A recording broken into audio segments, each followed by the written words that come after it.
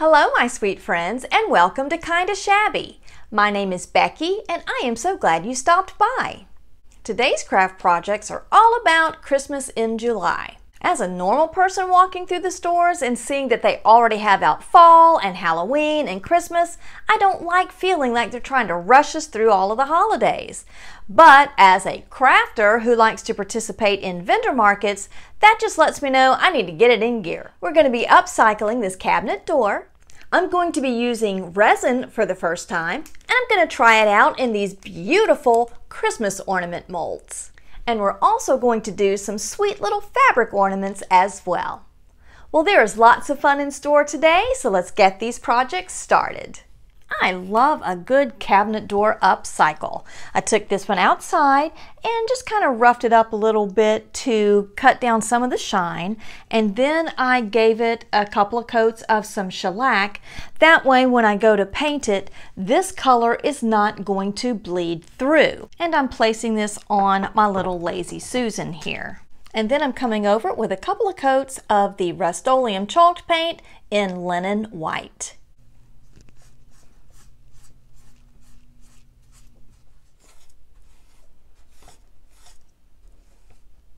You want to make sure to let your paint dry thoroughly between each coat. After painting my door, I took it outside with some medium grit sandpaper and just roughed it up and made it look a little aged and chippy. And I really like how my door turned out. I also paint the back. I just think that looks better. Then I'm going to use this hoop to create a wreath to go on the door, and we'll do that in just a moment. Because the first thing that I want to do is take this white wired ribbon, and I'm going to use my Iron Orchid Designs ink in black and this beautiful musical note stamp that I got from Amazon to create some Christmas inspired ribbon. I don't know why musical notes always remind me of Christmas, maybe because of Christmas carols and such. And I'll have this stamp linked for you below. So I'm going to apply some ink to my stamp. And when I'm stamping on fabric, I do apply more ink than I would if I were stamping on paper. Line it up and press it down. And that is just so pretty. I love it. So I'm going to take a few moments to stamp the entire length of my ribbon here, and then we'll come back and work on our wreath. And here is our ribbon. That is so pretty. This is my favorite Christmas greenery that I pick up from Hobby Lobby. I just love it. It's hard to see that it has a little bit of some sparkle in there, and it's got all our little juniper berries. I just love this. But this boxwood pick from Walmart would be beautiful as well. So the first thing I'm going to do is just remove each of these individual pieces from the stem. Then I divide the little sprigs up into the larger and smaller pieces, and then I grab some florist wire and also some wire cutters. So I'm going to lay a piece onto the hoop, and I'm going to just wrap this around to secure that to the hoop. So I can come in and go between the individual little leaves here and just pull that down and continue wiring this on to my hoop. I'm bringing another piece and kind of overlap that underneath it, and I'm going to keep layering my pieces so it fills out the hoop. And then start the florals going this way. I want the spray of the greenery to come up here and here, so I'm going to take just a few moments, again just layering in my pieces and wiring them on to the hoop. So I've got all of the longer pieces wired on, and then the shorter pieces I wired on coming down this way. I have taken this piece of foliage that I pick up from Hobby Lobby, and I'm going to hot glue those on up at the top here, like that. Then we'll be making a bow with our stamped ribbon that's going to go up at the top here. This is a dual temp glue gun, and I always put it on low when I'm gluing things like this so it doesn't melt my florals.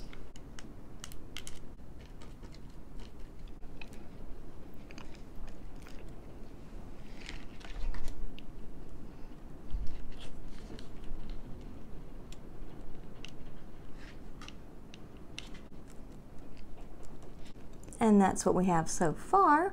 I just love those beautiful sparkly pieces of floral there. To start my bow, I'm going to fold it back and make a loop just to see how large I want my bow to be. I think that's going to be a good size. So that loop there is 3.5 inches. Bring this over and fold this back at 3.5 inches. Now we're going to scrunch that in the middle. I'm going to twist this. That way I keep my stamped side facing up. And I'm going to come and form another loop up underneath the bottom there and scrunch those.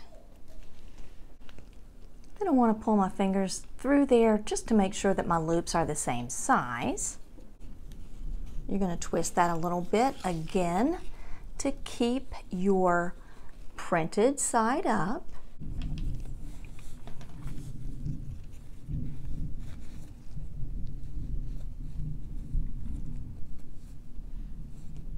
And we're going to squish that in the middle too. So that way I've got one loop on the front, one up at the top, and one at the bottom, just like that. So I'm going to clip off some of the excess here. Then I've got a piece of my florist wire, and I'm going to put that there and twist that on to keep my bow together. I'm going to leave this piece long here because we're going to need that in just a minute. Then I'm going to take my ribbon and measure so I can cut a piece that's going to fit over the center there. And then I'm just going to glue this loop onto the center of my bow. I am moving these off to the side so I don't glue those down.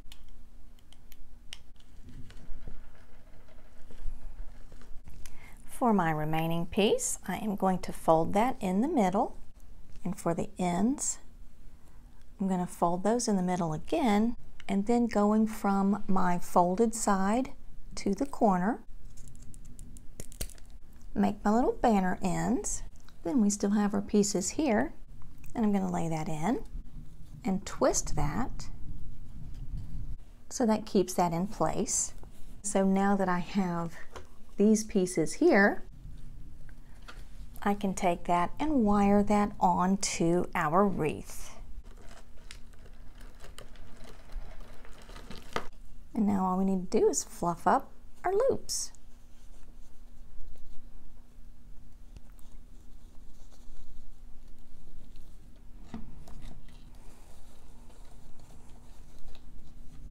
I had thought about gluing one of the jingle bells to the middle of the bow, but I think I like it just like that.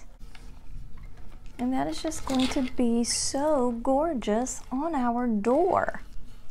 This looks a little bare in here to me, so I am going to take a few more of these pieces, kind of fill that in. And all I'm going to do is just put a little nail in here so I can hang my wreath on.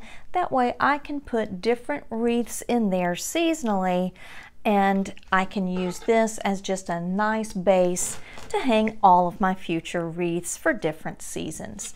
I think that is fantastic. Well, let's go ahead and move on to our next project. For our next project, we are going to be using our amazing casting resin, and I got this from Amazon. And we're also going to be using two Redesign with Prima molds. This one is called Victorian Adornments, and this one is Silver Bells. Victorian Adornments features these absolutely gorgeous, look at these Christmas ornaments, isn't that fantastic? And then this is what the Silver Bells mold looks like. And I'll link all of these for you below. And for this project, I'm only going to be using this element out of the Silver Bells mold, and I'm going to use this element from the Victorian Adornments mold. Your kit comes with these 2 bottles, and you are going to mix them in a 1-to-1 ratio. You've got side A and side B. It also comes with these little cups, and it's hard to see, but they have little measurements on the side here. And I just took a Sharpie and I wrote A and B on those. It also comes with these little popsicle sticks that you use as a stir stick. I just grabbed this out of my laundry room. It has a nice little spout on there, so I'm going to be pouring it in here, mixing it up, and then I can use the spout to actually pour this and get a more controlled pour. And I've read through the instructions to make sure I know what I'm doing. I've poured 20 milliliters of A, and I'm going to do the same and pour 20 milliliters of B. Then I'm going to pour each into my little laundry detergent cup.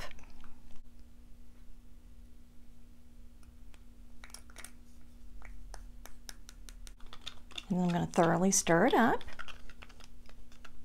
And I'm just going to start pouring it into my mold.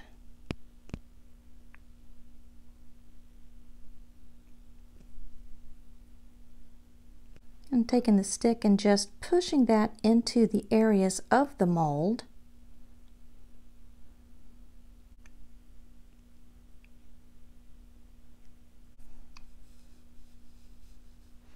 And I may have waited too late on this one. It's actually kind of gooey. So this one looks good. Obviously there's a little bit of a learning curve to this, and I failed with this one. So I'm going to let that set up, and I'm going to pull that out, and I'm going to try that one again. The instructions say that it takes about 10 minutes for everything to go from clear to a solid white opaqueness. And so I'll check back in just a few minutes. So I pulled out the blob and poured another one here. And now I'm going to demold this one. And I'm just going to take my time and just carefully work that out of the mold, all around the edges first.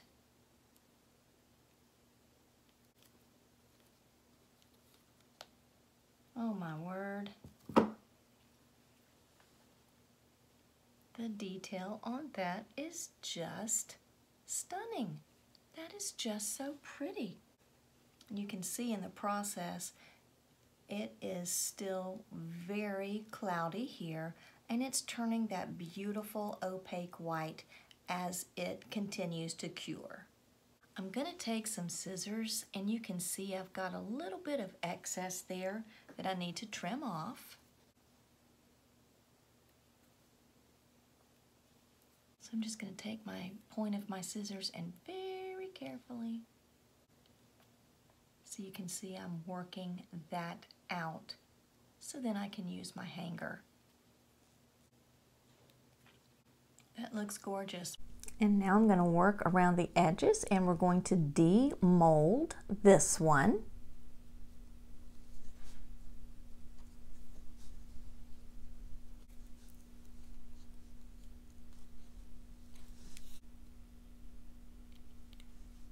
I think this one is my favorite design.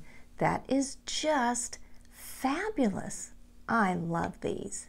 Well, I'm going to go off camera and just give both of these a coat of that same white paint that we did on our door. Then once that white paint dries, then you know we're going to come and do some other little treatment to bring out all of the details. Before we complete our ornaments, I just want to say a quick word about my first time experience using the casting resin. First of all, I had never used resin before because I thought that it was going to smell really strong, and it just didn't have an odor at all. And secondly, I had always thought that resin was very expensive, and this kit here was $25, but I used so very little amount of this product that I know I'm going to be able to get good use out of these bottles. I'm going to get many, many castings from these bottles of the resin here. When using these molds, I really didn't know how much resin I was going to need, and I didn't think of this until after I'd already made these castings, but I took one of the little measuring cups and I took and poured water into the mold to see how much of each of part A and part B I would need to fill my mold. But if you use the newer Iron Orchid Designs molds, they actually have your measurements of how much you're going to need already on your silicone mold here, so you don't have to guess how much you need. You know exactly how much to mix up, so you are not going to waste any of that product. And the casting from using the resin is just so very detailed, and these are lightweight, so they are not going to weigh down your tree. These would also look gorgeous as embellishments on your Christmas gifts as well. I really enjoyed using the resin, and I can't wait for future projects using it as well. And now we're going to keep it pretty simple. I'm taking the folk art in pure gold and a nice stiff bristled brush.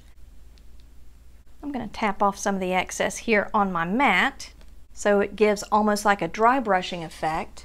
And I'm just going to lightly brush that gold so it lands on just those details on the raised surfaces. So I'm holding it at an angle so it doesn't dip down into the surface, but just lightly glances over the top. And you can see I don't have any of the gold down here yet. And then I have the gold applied right there. Oh, that is just so gorgeous. And again, you just lightly hold your brush at an angle so it just barely brushes over the tops of those details. And there is that gorgeousness on this one. Oh my word, I love that. Just the addition of a little bit of that gold paint just really brings out the details. So I put some teal ribbon through the loop at the top and then tied a little shoestring bow and put some bling in the middle. That was just from a piece of florals that I got from Hobby Lobby. And I think that just sets that off quite nicely. I really loved using that resin, and I've got so many more projects in mind for the future. I just think they came out just gorgeous. Well, let's go ahead and move on to our last project. For our last project, we're going to be using some red ticking stripe fabric and also some natural colored muslin, and I get both of these from Hobby Lobby. And we're going to be creating some adorable little embroidery hoop ornaments that I have seen all over Pinterest. And to save time in the video, I've already cut out my pieces in the sizes that I need. And your embroidery hoops also come in all kinds of various sizes as well. Some of these I've picked up from Amazon, some of these I've picked up while I am out thrifting. But these are just a quick and easy way to make some cute little Christmas ornaments, and scrap fabric is also perfect for this. Also, if you do not have any of these embroidery hoops, you could use these mason jar lids. The wide mouth jar is actually almost the identical size to my little embroidery hoop here as well. So you've got a couple different options to recreate these for yourself. I've taken some 1-inch strips of muslin fabric, and we're going to be stamping some little Christmas words inside the middle here. And I've got my clickable stamps that I'm going to be using because these are smaller hoops. But if you have bigger hoops that you want to use, you could always stamp with the Iron Orchid Designs letterpress that have various sizes of fonts that are cute for larger hoops. The Iron Orchid Designs stamp Cozy also has some of these cute little elements here that almost look like they are embroidered that would look cute stamped into your little ornaments as well. I like that these are clickable. That way I know each of my letters are going to be evenly spaced. And I just lightly dab that onto my ink pad, and I'm just using black ink here. And I'm going to put it down in the middle. Adorable. For my next word, I want to use Noel, and you simply just stick these together.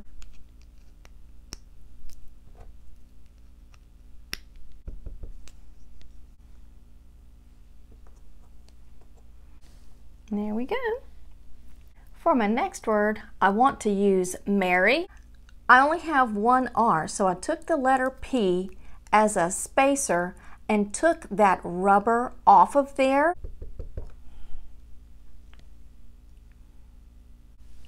So I have my space there, and then I can take off the Y, and I have this R.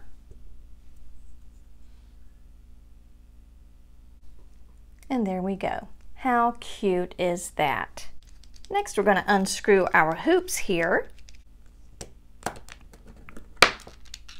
Lay over our fabric, and you can see I cut a generous circle. I would rather have too much than not enough.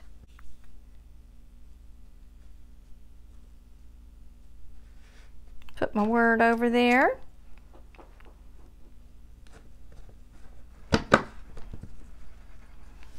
And then we place our hoop back over the top.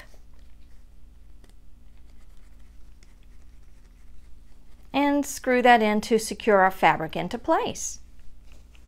And we're going to follow that same process with our remaining two ornaments. And you can see how cute they are already. And now I'm just going to take my nice fabric scissors, and I'm going to trim off the excess fabric. You could just hot glue this down if you wanted to, but I like using my items again, so I am going to just trim off the excess. So I've put some twine at the top, so that's going to be my hanger. And now I've got some 8-inch long strips of the muslin, and again these are 1 inch wide.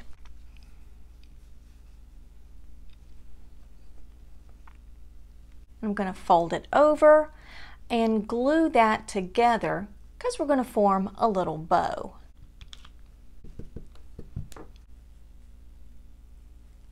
And then just add a little bit of glue in the middle so it doesn't come apart.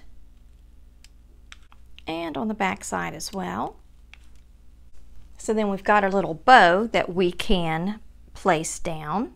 And then I've got some of my boxwood picks here because I'm out of my Christmas greenery. I'm just going to see where I want that before I glue my bow down. And I think that's going to look cute. And I still have my glue gun on low. That way I'm not going to melt anything.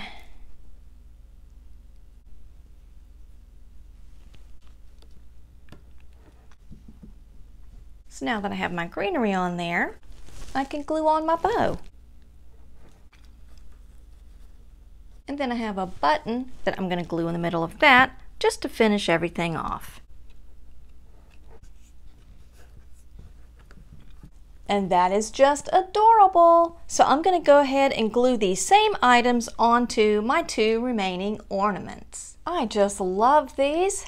So cute, quick, easy, and fun. Oh my goodness. Well, now all I need to do is give you a closer look at how cute all of this week's projects turned out.